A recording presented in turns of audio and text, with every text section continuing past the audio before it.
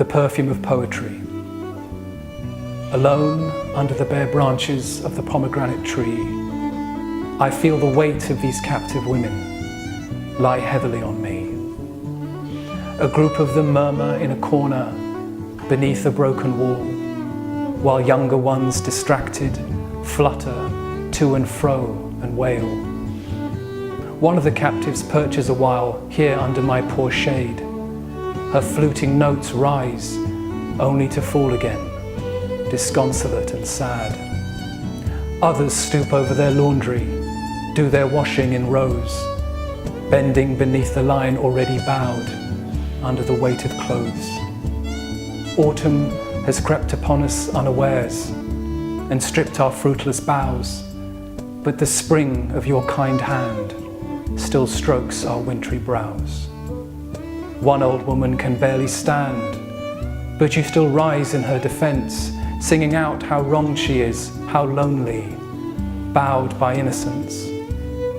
But all I can do is drown in the drain drops from the veins of a girl. All I can do is dissolve at the losses of one, too young to be so pale.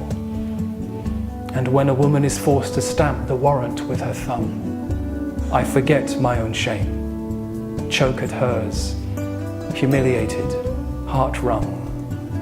And if another escapes execution somehow, the chance of a rare reprieve, my heart leaps up at her happiness, thrills at her cries of relief.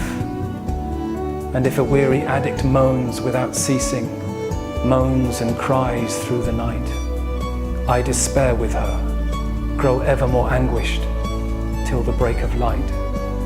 And that is why I need a balm to perfume this camphor-tasting bread, a light to cast on these yellowed faces, a breath to lift these heads.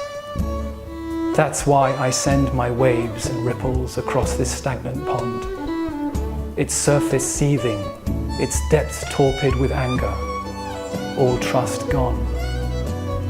I write if only to stir faint memories of flight in these wing-bound birds, to open the cage of the heart for a moment, trapped without words.